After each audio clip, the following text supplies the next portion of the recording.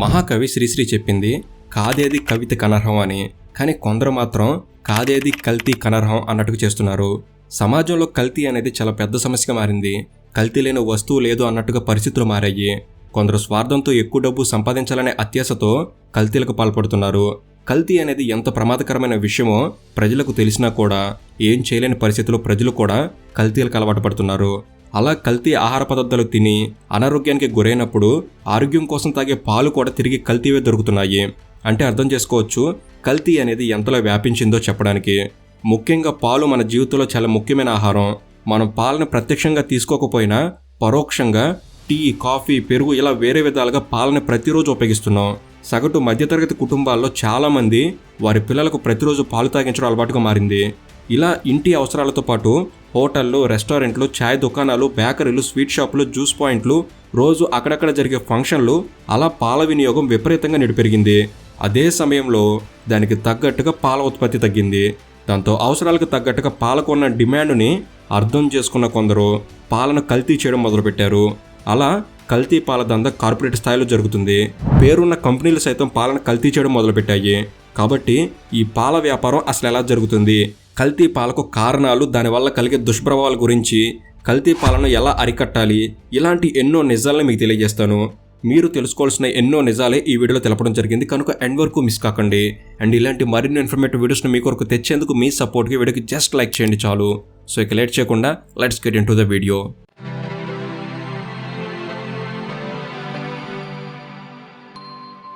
పాలు అనేవి అధిక పోషకాలు కలిగిన ద్రవరూప ఆహారం. పాలు శరీర పెరుగుదలకు మరియు శక్తినివ్వడానికి అవసరమైన పోషకాలను అందిస్తుంది. పురాతన కాలం నుంచి పాలు మానవ ఆహారంలో ముఖ్యమైన భాగంగా ఉన్నాయి. నీరు, కొవ్వు పదార్థాలు, ప్రోటీన్లు, కార్బోహైడ్రేట్లు, విటమిన్లు, లాక్టోస్ మరియు కొన్ని ఖనిజ పదార్థాల మిశ్రమమే ఈ పాలు. ఇంకా చెప్పాలంటే మానవ శరీరానికి కావలసిన అన్ని రకాల పోషక పదార్థాలు పాలలో ఉండటం వల్లే పాలని సంపూర్ణ ఆహారం అని అంటున్నారు. పాలు అనేవి మానవులకు, జంతువులకు పుట్టిన వెంటనే తల్లి నుంచి లభించే మొట్టమొదటి ఆహారం కూడా. పసిపిల్లల ఎదుగుదల పూర్తిగా వారు తీసుకునే పాల నాణ్యత, మోతాదు మీద ఆధారపడి ఉంటుంది. ఇక స్త్రీలలో పాల ఉత్పత్తి సామర్థ్యం తక్కువ. కేవలం పుట్టిన బిడ్డకు సరిపడేంత మోతాదులో మాత్రమే స్త్రీలు పాలను ఉత్పత్తి చేయగలరు. అంతేకాకుండా పిల్లలు పుట్టాక కొన్ని రోజుల తర్వాత నుంచి స్త్రీలలో పాల ఉత్పత్తి సామర్థ్యం తగ్గిపోతుంది. దాంతో మనం ఆవులు, గేదెలు లాంటి జంతువుల మీద ఆధారపడడం మొదలుపెట్టాం. అలా ఆవులు, గేదెల నుంచి వచ్చే పాలు నేడు మన జీవితంలో భాగం అయిపోయాయి. దీన్ని గమనించిన ప్రభుత్వం శ్వేత విప్లవం పేరుతో పాల ఉత్పత్తిలో విప్లవాత్మకమైన మార్పులు తీసుకొచ్చింది. స్వతంత్రం వచ్చిన తర్వాత ఆహార ధాన్యాల కొరతతో ఉన్న భారతదేశాన్ని ఆహార ధాన్యాలు ఎగుమతి చేయగలిగేలా చేసింది హరిత విప్లవం. ఆ హరిత విప్లవం నుంచి స్ఫూర్తిని పొంది పాల ఉత్పత్తిని పెంచే ఉద్దేశంతో 1970 జనవరి 13న అప్పటి కేంద్ర ప్రభుత్వం శ్వేత విప్లవం పేరుతో ప్రపంచంలోనే అతిపెద్ద డైరీ డెవలప్మెంట్ ప్రోగ్రామ్ను ప్రారంభించింది. ఇందులో భాగంగానే నేషనల్ డైరీ డెవలప్మెంట్ బోర్డును ఏర్పాటు చేసి గ్రామీణ ప్రాంతాల్లో మహిళలకు స్వయం ఉపాధి అవకాశాలు కలిగే విధంగా పాడి పరిశ్రమ అభివృద్ధికి కృషి చేయడం, దానివల్ల దేశంలో పాల ఉత్పత్తిని పెంచడం ఈ ప్రోగ్రాం ముఖ్య ఉద్దేశం. ఇలా డాక్టర్ వర్గీస్ కురైన్ నేతృత్వంలో నేషనల్ డైరీ డెవలప్మెంట్ బోర్డు చేసిన కృషి ఫలితంగా భారతదేశం ప్రపంచంలోనే పాల ఉత్పత్తిలో 2వ స్థానంలోకి రాగలిగింది. ఇక 2018 నుంచి ప్రపంచంలోనే పాల ఉత్పత్తిలో 22% పాలను ఉత్పత్తి చేస్తూ అమెరికాను అధిగమించి ప్రపంచంలోనే అతిపెద్ద పాలు ఉత్పత్తి చేసే మొదటి దేశంగా భారతదేశం నిలిచింది. కాబట్టి శ్వేత విప్లవం పేరుతో కేంద్ర ప్రభుత్వం చేసిన కృషి మంచి ఫలితాలను ఇచ్చింది. శ్వేత విప్లవం ప్రోత్సాహంతోనే భారతదేశంలోనే మొట్టమొదటి డైరీగా అమూల్ డైరీ ఏర్పాటైంది. అయితే అమూల్ డైరీ పాలన పౌడర్గా మార్చి భారతదేశంలోని మారుమూల ప్రాంతాల పల్లెల్లో అందుబాటులో ఉండేలా చేయడంతో అమూల్ డైరీకి దేశవ్యాప్తంగా మంచి గుర్తింపు వచ్చింది.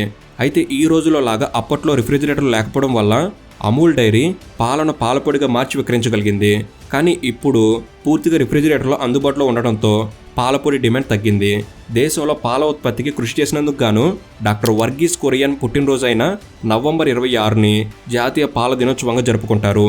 ఇక చాలా చోట్ల ప్రజలు పాలిచ్చే ఆవులను, గేదెలను వారి సంస్కృతిలో భాగంగా పూజించడం జరుగుతుంది. దాంతో పశువుల పెంపకం అనేది గ్రామీణ ప్రాంతాల్లో అలవాటుగా మారింది. దాంతో గ్రామాల్లో వ్యవసాయంతో పాటు పాడి పరిశ్రమ కూడా ఒక భాగం అయిపోయింది. అయితే 1991 కన్నా ముందు పశు సంవర్ధన శాఖ వ్యవసాయ శాఖలో ఒక భాగంగా ఉండేది. అయితే పాలకు, పాల ఉత్పత్తులకు పెరుగుతున్న డిమాండ్ని గమనించిన ప్రభుత్వాలు వ్యవసాయ మంత్రిత్వ శాఖ నుంచి పశు సంవర్ధక పాడి పరిశ్రమ శాఖను విడిగా ఏర్పాటు చేయడం జరిగింది.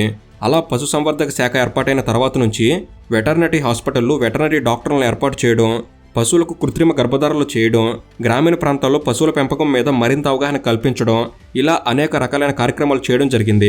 అలా ప్రస్తుతం భారతదేశంలో రోజుకి 126 మిలియన్ లీటర్ల పాలు ఉత్పత్తి అవుతున్నాయి. భారతదేశంలో పాల ఉత్పత్తిలో రాజస్థాన్, ఉత్తరప్రదేశ్ మరియు మధ్యప్రదేశ్ మొదటి 3 స్థానాల్లో ఉన్నాయి.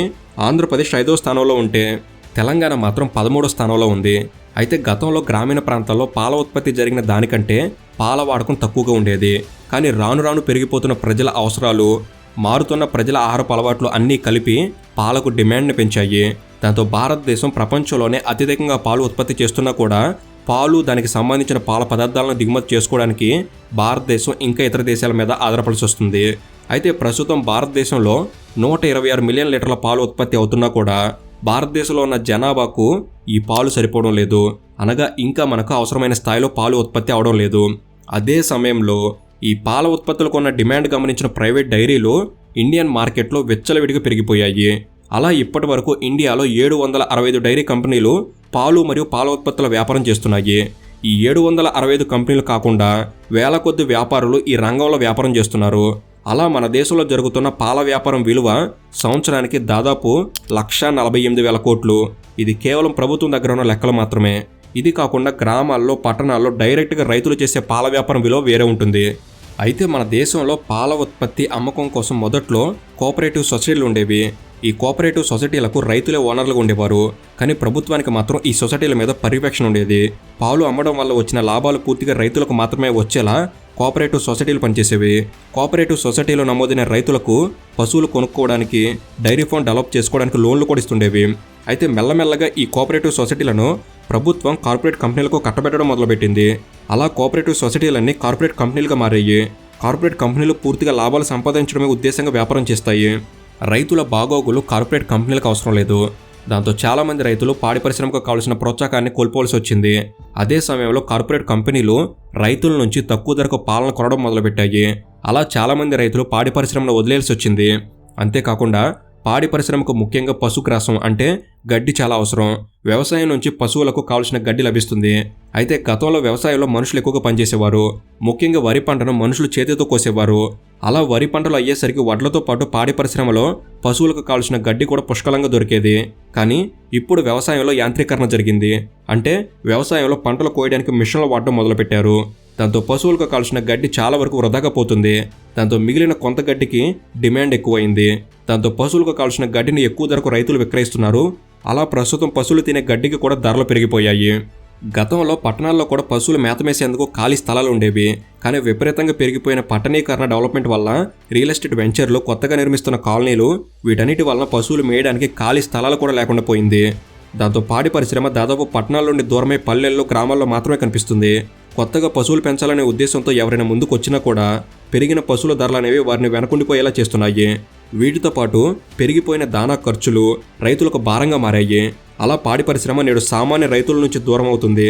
కానీ కొందరు పెట్టుబడి పెట్టగలిగే యువకులు పాల వ్యాపారంలోకి వస్తున్నారు. అలా కొత్తగా పాల వ్యాపారంలోకి వచ్చి పశువులను పూర్తిగా షెడ్లలో ఉంచి పెంచుతున్నారు. దాంతో పశువుల పెంపకం ఖర్చు ఎక్కువ అవుతుంది. ఖర్చు పెరగడంతో పాల ధర కూడా పెంచాల్సిన పరిస్థితి వచ్చింది. ఇక పాల వ్యాపారులకు పెరిగిపోయిన రవాణా ఖర్చుల వల్ల గ్రామాల నుంచి పాలు తెచ్చి పట్టణాల్లో అమ్మడం చాలా మందికి కష్టంగా మారింది. అలా చాలామంది రైతులు తక్కువ ధరకి ప్రైవేటు డైరీలకు పాలను అమ్ముకుంటున్నారు. ఇక పాల ఉత్పత్తి చాలా వరకు తగ్గింది. అయితే ఇప్పటికే భారతదేశం ప్రపంచంలోనే అత్యధికంగా పాలు ఉత్పత్తి చేసే దేశంగా ఉన్నా కూడా రోజు రోజుకి పాల ఉత్పత్తులకు, పాలకు డిమాండ్ పెరిగిపోతుంది. గతంలో పాలను కేవలం పాలు, పెరుగు, టీ, కాఫీ, పన్నీరు లాంటి వాటికి ఉపయోగించేవారు. ఆ రోజుల్లో ఎక్కువ హోటళ్లు, రెస్టారెంట్లు, టీ స్టాల్లు, స్వీట్ షాపులు, జ్యూస్ పాయింట్లు పెద్దగా ఉండేవి కావు. కానీ ఇప్పుడు అభివృద్ధి చెందిన పరిస్థితుల వల్ల సిటీలలో ఇవన్నీ ఎక్కువైపోయాయి. వీటన్నిటికీ పాలు అవసరం. పాల ఉత్పత్తి పెరగకపోయినా పాలకు డిమాండ్ మాత్రం బాగా పెరిగింది. పాలను పాలులాగా కాకుండా అనేక విధాలుగా ఉపయోగించడం ప్రజలు మొదలుపెట్టారు. గతంలో కూడా పెరుగు, నెయ్యి, పన్నీరు లాంటివి పాల నుంచి తయారు చేసేవాళ్ళు. కానీ ఇప్పుడు khoa, butter, yoghurt, cheese, lassi, butter milk లాంటివి మాత్రమే కాకుండా వివిధ రకాల వంటలు, స్వీట్లు, బ్రెడ్, జామ్ లాంటి వాటి తయారీలో కూడా పాలను ఉపయోగిస్తున్నారు. కాబట్టి అర్థం చేసుకోవచ్చు పాలకు ఎంత డిమాండ్ ఉందో అని. అయితే పాలకు త్వరగా పాడయ్యే గుణం ఉంటుంది. ముఖ్యంగా పాలతో ఏదైనా పొల్లటి పదార్థాలు కలిసినా లేదా ఏదైనా అపరిశుభ్రమైన పాత్రలో ఉంచినా పాలు త్వరగా పాడైపోతాయి.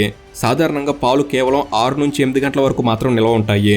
కాబట్టి పాలను ఎక్కువసేపు నిల్వ ఉంచాలనే ఉద్దేశంతో ప్యాచరైజేషన్ టెక్నిక్ను ఉపయోగించడం మొదలుపెట్టారు. ముఖ్యంగా కార్పొరేషన్ కంపెనీలు అమ్ముతున్న పాలు పూర్తిగా ప్యాచరైజేషన్ చేసి అమ్ముతున్నారు. ప్యాచరైజేషన్ అంటే పాలను ఒకేసారి 130 డిగ్రీల సెల్సియస్ నుంచి 150 డిగ్రీల సెల్సియస్ వరకు వేడి చేసి వెంటనే చల్లపరచడాన్ని ప్యాచరైజేషన్ అంటారు. ప్యాచరైజేషన్ చేయడం ద్వారా పాలను త్వరగా పాడు చేసే హానికరమైన బ్యాక్టీరియా పాల నుంచి తీసివేయడం జరుగుతుంది. దాంతో ఎక్కువసేపు పాలను నిల్వ చేసే అవకాశం ఉంటుంది. మనకు మార్కెట్లో దొరికే పాల ప్యాకెట్లు ప్యాచరైజేషన్ చేసిన పాలే, కాబట్టి ఆ పాల ప్యాకెట్లు ఎక్కువ రోజు నిల్వ ఉంటున్నాయి. ఇలా పాలకు డిమాండ్ పెరగడం, డిమాండ్కు తగ్గ సరఫరా లేకపోవడం కల్తీ చేసే వారికి అనుకూలంగా మారింది. దాంతో కల్తీ పాలు ఎక్కువైపోయాయి. 2022లో మొత్తం 21,000 కోట్ల లీటర్ల పాలు ఉత్పత్తి అయితే దాంట్లో 38% అంటే 8 కోట్ల లీటర్ల పాలు కల్తీ పాలు ఉన్నాయని food safety and standard authority of India చెబుతుంది. ముఖ్యంగా అభివృద్ధి చెందిన సిటీలలో అంటే ఢిల్లీ, ముంబై, పూణే, హైదరాబాద్, బెంగళూరు, చెన్నై ముఖ్యంగా ఇలాంటి నగరాల్లో కల్తీ పాలు ఎక్కువగా అమ్ముతున్నారు. దేశంలోనే కల్తీ పాల కేసులు పూణేలో ఎక్కువగా నమోదయ్యాయి. అయితే కల్తీ పాలు విక్రయించే రాష్ట్రాల్లో మాత్రం తెలంగాణ, ఆంధ్రప్రదేశ్ దేశంలోనే ముందున్నాయి. అంటే 2 తెలుగు రాష్ట్రాలు దేశంలోనే కల్తీ పాల అమ్మకంలో మొదటి స్థానంలో నిలిచాయి. పాలను కల్తీ చేయడం అనేది ఎప్పటి నుంచో జరుగుతున్న వ్యవహారమే. గతంలో పాలను కల్తీ చేయడం అంటే కేవలం పాలల్లో నీళ్లను కలపడం మాత్రమే. పాలలో నీళ్లను కలపడం ద్వారా ఆ పాలను ఎక్కువ మందికి అమ్ముకునేవాళ్ళు. కానీ ఈ రోజుల్లో మాత్రం నీళ్లను మాత్రమే కాదు, urea, starch, glucose, sodium chloride, sugar, benzoic acid, salicylic acid ఇలాంటి హానికరమైన కెమికల్స్ పాలలో కలిపి అమ్ముతున్నారు. కేవలం 1 లీటర్ పాలతో ఇలాంటి కెమికల్స్ కలిపి దాదాపు 10 లీటర్ల వరకు తయారు చేస్తున్నారు. కొంతమంది అయితే పూర్తిగా నీళ్లు, యూరియా, గ్లూకోజ్ లాంటి కెమికల్స్తో పాలు తయారు చేసి ప్యాకెట్లో నింపి అమ్ముతున్నారు. హైదరాబాద్, వరంగల్, గుంటూరు, తిరుపతి, ఖమ్మం లాంటి నగరాల్లో కూడా ఈ కల్తీ పాల కేసులు బయటపడ్డాయి. ఈ కల్తీ పాల దందా ఈ ప్రాంతంలో మాత్రమే ఉంది అనుకోవడానికి లేదు. రాష్ట్రం అంతా కల్తీ పాలు అమ్ముతున్నారు. అయితే ఈ కల్తీ పాలు తయారు చేసే వాళ్ళు నేరుగా మనకు అమ్మకపోయినా కూడా స్వీట్ షాపులు, జ్యూస్ సెంటర్లు, టీ స్టాల్లు, హోటల్స్ ఇలాంటి వాటికి ఈ కల్తీ పాలు సప్లై చేస్తున్నారు. ఎందుకంటే వ్యాపారం చేసుకునే వాళ్ళు ఎక్కడ పాలు తక్కువ ధరకు లభిస్తే అక్కడ తీసుకుంటారు. కాబట్టి ఈ కల్తీ పాలు తయారీ ఖర్చు తక్కువ అవ్వడంతో తక్కువ ధరకు అమ్మగలుగుతున్నారు. అలా ఈ కల్తీ పాల వ్యాపారం మార్కెట్లో బాగానే జరుగుతుంది. అయితే ఈ మధ్య కాలంలో చాలా పేరు పొందిన కార్పొరేట్ స్థాయిలో వ్యాపారం చేస్తూ పాల ఉత్పత్తులు అమ్ముతున్న ఒక పెద్ద కంపెనీలో క్వింటాళ్ల కొద్దీ సింథటిక్ మిల్క్ పౌడర్ లభించింది. సింథటిక్ మిల్క్ పౌడర్ అంటే కెమికల్స్తో తయారైన ఆర్టిఫిషియల్ మిల్క్ పౌడర్. ఈ ఆర్టిఫిషియల్ మిల్క్ పౌడర్ని నీళ్లతో కలిపి పాలను తయారు చేస్తున్నారు. Fatty milk, toned milk, gold milk ఇలా రకరకాల పేర్లు పెట్టి చాలా పెద్ద స్థాయిలో పాలు మరియు పాల ఉత్పత్తుల వ్యాపారం జరుగుతుంది. సినిమా హీరోలు కూడా ఆ కంపెనీకి బ్రాండ్ అంబాసిడర్గా మారి టీవీల్లో యాడ్స్ ఇచ్చారంటే అర్థం చేసుకోవచ్చు ఏ స్థాయిలో ఈ కల్తీ పాల వ్యాపారం జరిగిందో అని. ఈ రకంగా పాలు తయారు చేసి అమ్మడం అనేది కల్తీ పాలు అమ్మడం కాదు, నకిలీ పాలు అమ్మడం లాంటిది. ఇది కల్తీ కన్నా ప్రమాదకరం. ఈ విధంగా ఆ కంపెనీ 2 తెలుగు రాష్ట్రాల్లో పెద్ద ఎత్తున పాల వ్యాపారం చేసింది. కానీ దురదృష్టవశాత్తు ఏ టీవీ ఛానల్ కూడా ఆ కంపెనీ గురించి, అది అమ్ముతున్న నకిలీ పాల గురించి పెద్దగా చూపించలేదు. ఈ రకంగా ఈ కల్తీ పాల వ్యాపారాన్ని కార్పొరేట్ స్థాయిలో చేయగలిగారంటే ఇక మనకు తెలియకుండా ఎంత కల్తీ పాల వ్యాపారం జరుగుతుందో అర్థం చేసుకోవచ్చు. కొన్ని కంపెనీలు రైతుల నుంచి పాలను సేకరిస్తున్నాయి. కానీ అవి సేకరించిన పాల కంటే ఎక్కువ పాలను మరియు పాల పదార్థాలను మార్కెట్లో అమ్ముతున్నాయి. ఇది ఎలా సాధ్యమవుతుంది? ఇంకొందరు సొంతంగా పాలను తయారు చేసి అమ్ముకుంటున్నారు. ఆహార పదార్థాలు ప్రకృతి నుంచి రావాలి, ప్రకృతి సిద్ధంగా రావాలి. అంతేగాని కృత్రిమంగా తయారు చేసి వాటిని ఆహారంగా తీసుకుంటే చాలా ఘోరమైన ఆరోగ్య సమస్యలు వస్తాయి. ఈ కల్తీ పాల వల్ల కూడా చాలా సీరియస్ హెల్త్ ఇష్యూస్ వచ్చే ప్రమాదం ఉంది. Diarrhoea, gastric problems, kidney problems, liver failure, heart problem లాంటి అనారోగ్య సమస్యలు వస్తాయి. ముఖ్యంగా క్యాన్సర్ వచ్చే అవకాశాలు ఎక్కువగా ఉంటాయి. కల్తీ పాలు తాగడం అనేది కల్తీ మద్యం తాగిన దానికంటే ఎక్కువ ఆరోగ్యం మీద ప్రభావం చూపుతుంది. అయితే కేవలం ఈ కల్తీ పాలు మాత్రమే కాదు, కల్తీ పాల నుంచి తయారయ్యే పెరుగు, వెన్న, నెయ్యి, పన్నీర్, బటర్, చీజ్, యోగర్ట్, రకరకాల స్వీట్లు, టీలు, కాఫీలు ఇలా ఏవి తిన్నా అది ఖచ్చితంగా ఆరోగ్యం మీద ప్రభావం చూపిస్తుంది. ఈ కల్తీ పాల ప్రభావం ఆరోగ్యం మీద వెంటనే ఉండకపోవచ్చు, కానీ దీర్ఘకాలికంగా దీని దుష్ఫలితాలు ఆరోగ్యం మీద ఖచ్చితంగా పడతాయి. అయితే ఈ కల్తీ పాలు మార్కెట్లో విచ్చలవిడిగా పెరిగిపోవడానికి ముఖ్యమైన కారణం పాల డిమాండ్కు తగ్గ సరఫరా లేకపోవడం. అంతకన్నా ముఖ్యమైన కారణం ప్రజలు, అంటే మనం పాల ప్యాకెట్కు అలవాటు పడడం, ప్యాచరైజ్డ్ ప్యాకెట్ మిల్క్కు అలవాటు పడడం. ఈ ప్యాకెట్ పాలు తాగినప్పటి నుంచి నిజమైన అసలైన పాల రుచిని మర్చిపోవడం జరిగింది. పాలను పాలలాగా కాకుండా కొవ్వు పదార్థాలు తీసేసిన పాలు అంటే ఫ్యాట్లెస్ మిల్క్, ఎక్కువ కొవ్వు ఉండే పాలు అంటే fatty milk, creamed milk, toned milk ఇలా రకరకాల పాలను మనం తాగడం అలవాటు చేసుకున్నాం. దాంతో అసలైన పాలేవో కల్తీ పాలేవో గుర్తించలేని స్థితికి మనం వచ్చేసాం. ప్రజల్లో ఈ నిజమైన పాలను గుర్తుపట్టలేని పరిస్థితి రావడం కల్తీ పాల వ్యాపారులకు వరంగా మారింది. దాంతో పాల రుచి, నాణ్యత కాస్త అటు ఇటుగా ఉన్నా కూడా సర్దుకొని అవే పాలను తాగడానికి అలవాటు పడ్డాం. అలా నిజమైన పాలేవో కల్తీ పాలేవో తెలుసుకోలేకపోవడం వల్ల మార్కెట్లో కల్తీ పాలు విపరీతంగా పెరిగిపోయాయి. ఈ కల్తీ పాలను ఎక్కువగా చిన్నపిల్లలకు తాగిస్తుంటాం. అంటే మనకు తెలియకుండానే మన చేత్తో విషపూరితమైన ఆహారాన్ని పిల్లలకు మనమే ఇస్తున్నాం. కాబట్టి కల్తీ పాల విషయంలో చాలా జాగ్రత్తగా అప్రమత్తంగా ఉండాల్సిన అవసరం ఎంతైనా ఉంది. అసలు మార్కెట్లో పాల ఉత్పత్తి, పాల వినియోగం రెండింటిని పోల్చి చూస్తే మనకి విషయం స్పష్టంగా అర్థమవుతుంది. ఈ రోజుల్లో పెరిగిపోయిన డిమాండ్ని తట్టుకొని ఎన్ని రకాల పాల ఉత్పత్తులు, ఎన్ని రకాల పాలు ఏ రకంగా వస్తున్నాయి. ఒకవైపు పాడి పరిశ్రమ మన కళ్ళ ముందే కనుమరుగైపోతుంది. మనం చూస్తే గతంలో గ్రామాల్లో కూడా చాలా పశువులు ఉండేవి. ప్రస్తుతం పశువులు ఉన్నా గతంలో ఉన్న ఎక్కువ పశువులు గ్రామాల్లో కూడా కనిపించడం లేదు. కానీ గతంలో కంటే ఎక్కువ పాలు, పాల ఉత్పత్తులు ఇప్పుడు మార్కెట్లో దొరుకుతున్నాయి. అంతేకాకుండా మనం రైతు నుంచి స్వయంగా 1 లీటర్ పాలు కొంటే 70 నుంచి 80 రూపాయలు రేటు పెట్టాల్సి ఉంటుంది. అదే లీటర్ పాలు పాల ప్యాకెట్ రూపంలో కొంటే 50 నుంచి 60 రూపాయల రేటుకు దొరుకుతున్నాయి. ఆలోచించి చూస్తే ఇది ఎలా సాధ్యమవుతుంది? పాలు రైతు నుంచి కొన్నప్పుడు డైరెక్ట్గా మనకే వస్తాయి. అదే పాల ప్యాకెట్గా కొంటే రైతు నుంచి కంపెనీ కొని వాటిని ప్యాచరైజ్ చేసి, ప్రాసెస్ చేసి, ప్యాకెట్లకు తయారు చేసి అక్కడ నుంచి ట్రాన్స్పోర్ట్ అయ్యి డీలర్ దగ్గరకు వెళ్ళి, డీలర్ నుంచి షాపులకు వెళ్ళి, షాపు నుంచి మన ఇంటికి వస్తున్నాయి. అయితే రైతుల నుంచి కంపెనీలు సేకరించిన పాల నుంచి వెన్న వేరు చేసి అమ్మడం వల్ల ఇలా తక్కువ ధరకు పాలు, పాల ప్యాకెట్లు దొరుకుతున్నాయనే వాళ్ళు ఉన్నారు.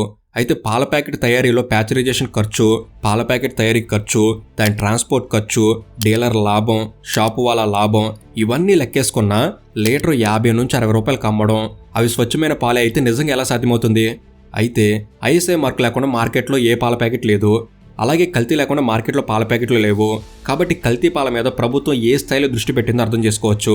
ఐఎస్ఐ మార్క్ ఉన్నంత మాత్రాన గుడ్డిగా నమ్మడానికి లేదు. అయితే మార్కెట్లో దొరికే ప్రతి పాల ప్యాకెట్ కల్తీనే చెప్పలేం. కానీ మార్కెట్లో దొరుకుతున్న పాల ప్యాకెట్లలో చాలా వరకు నాణ్యత లేని పాలు ఉన్నాయని మాత్రం చెప్పవచ్చు. మార్కెట్లో కల్తీ అనేది చాలా సాధారణమైన అంశంగా మారింది. ప్రజలు కూడా కల్తీకి కాంప్రమైజ్ అయిపోయి జీవిస్తున్నారు. అంటే పాలు కల్తీ జరుగుతున్నాయి అనే విషయాన్ని చెప్తే కల్తీ అనేది కేవలం పాలలో మాత్రమే జరుగుతుందా? సమాజంలో ప్రతి దాంట్లో కల్తీ అనేది ఉన్నప్పుడు కేవలం పాలలో మాత్రమే స్వచ్ఛంగా తాగితే ఉపయోగం ఏముంటుంది అనే వాళ్ళు కూడా ఉన్నారు. మన రోజువారీ జీవితం ఉదయం లేచిన వెంటనే టీ లేదా కాఫీ అంటూ పరోక్షంగా పాలతోనే మొదలవుతుంది. రాత్రి పడుకునే ముందు చాలా మంది పాలు తాగుతారు, లేదా భోజనం ఆఖరిలో పెరుగుతో ముగిస్తారు. ఇలా పొద్దున్నుంచి రాత్రి పడుకునే వరకు పాలతో మొదలైన మన దినచర్య పాలతోనే ముగుస్తుంది. ఇక చిన్నపిల్లల విషయం చెప్పాల్సిన అవసరం లేదు. ఆరోగ్యం బాగుండాలని పాలు తాగే వాళ్ళు చాలామంది ఉన్నారు. అలా ఆరోగ్యం కోసం తాగే పాలు అనారోగ్యానికి గురి చేస్తున్నాయి. అందుకే ప్రత్యేకించి పాలన గురించి మాట్లాడుకుంటున్నాం. అయితే ఇప్పుడున్న పరిస్థితుల్లో కల్తీ పాలను గుర్తుపట్టడం మనకు కష్టమైపోయింది. ఎందుకంటే నిజమైన పాలకు సమానంగా ఏమాత్రం తేడా లేకుండా కెమికల్స్ కలిపి పాలన తయారు చేస్తున్నారు. వేరే ఏ ఆహార పదార్థాలైనా కల్తీ జరిగితే వెంటనే కనుక్కోవచ్చు. కానీ ద్రవరూప ఆహార పదార్థాలు ల్యాబొరేటరీలో టెస్ట్ చేసినప్పుడు మాత్రమే అవి కల్తీవా లేక నిజమైనవా అనేది అర్థమవుతుంది. FSSAI సేకరించిన పాల శాంపిళ్లలో దాదాపు 27% నకిలీ పాలు ఉంటే 47% కల్తీ పాలు దొరికాయి. అంటే మార్కెట్లో 73% స్వచ్ఛమైన పాలు లేవు అనేది అర్థమవుతుంది. కాబట్టి ఈ నకిలీలకు, కల్తీలకు అడ్డకట్ట వేయాలి అంటే ప్రజల్లో చైతన్యం రావాలి. కనీసం కల్తీల గురించి కొందరికైనా అవగాహన కలిగించాలి. కల్తీల వల్ల జరిగే దుష్ప్రభావాలు అర్థమయ్యేలా చెప్పాలి. కల్తీ అనేది కంపెనీ కూడా చేయవచ్చు, కానీ కల్తీలను అమ్ముతున్న వ్యాపారస్తుడికి కూడా అందులో బాధ్యత ఉంటుంది. కాబట్టి కల్తీ బయటపడితే తిరిగి ప్రశ్నించే ధైర్యం, చైతన్యం ప్రజల్లో రావాలి. ప్రజలకు ఉన్న హక్కుల గురించి తెలుసుకోవాలి. నకిలీలు, కల్తీలు బయటపడ్డప్పుడు దాని మీద మనకెందుకులేని వదిలేయకుండా కన్జ్యూమర్ కోర్టు లాంటి వేదికలను ఉపయోగించుకోవాలి. ప్రభుత్వాలు కూడా ఈ కల్తీ ఆహార పదార్థాలు కానీ, పాలు కానీ తయారు చేసే వారిని, అమ్మేవారిని కఠినంగా శిక్షించాలి. కానీ మన దేశంలో 2011 నుంచి ఇప్పటి వరకు కల్తీ పాల విషయంలో నమోదైన కేసుల్లో 85% ఇంకా పెండింగ్లోనే ఉన్నాయి. ముఖ్యంగా ప్రజలు పాడి రైతులను ప్రోత్సహించాలి. నాణ్యమైన పాలు కేవలం రైతు దగ్గర మాత్రమే దొరుకుతున్నాయి. కాబట్టి రైతులను ప్రోత్సహించే విధంగా రైతుల దగ్గర మాత్రమే పాలన కొంటే ఆ రైతులు బాగుపడినట్లు ఉంటుంది. అలాగే నాణ్యమైన పాలన తాగినట్టు ఉంటుంది. చాలామంది ధర విషయంలో ఆలోచిస్తుంటారు.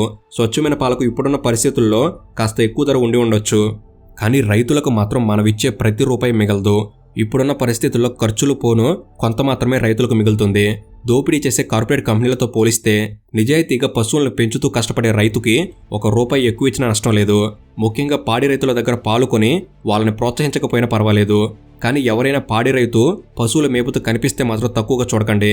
ఎందుకంటే అలా తక్కువగా చూడడం వల్ల ఇప్పుడున్న జనరేషన్ వాళ్ళు గేదెల్ని, ఆవుల్ని పెంచడం అవమానకరంగా భావిస్తున్నారు. కాబట్టి పశువుల పెంపకం అంత సులువైనది కాదు. పాడి రైతు పశువులను పిల్లలతో సమానంగా చాలా జాగ్రత్తగా పెంచుకుంటాడు. పశువుకి ఏమైనా అయితే తల్లడిల్లిపోతాడు. పశువుల పెంపకం మన సంస్కృతిలో భాగమని అందరూ గుర్తుంచుకోవాలి. కాబట్టి పశువులు పెంచే పాడి రైతుకు గౌరవం ఇవ్వాలి.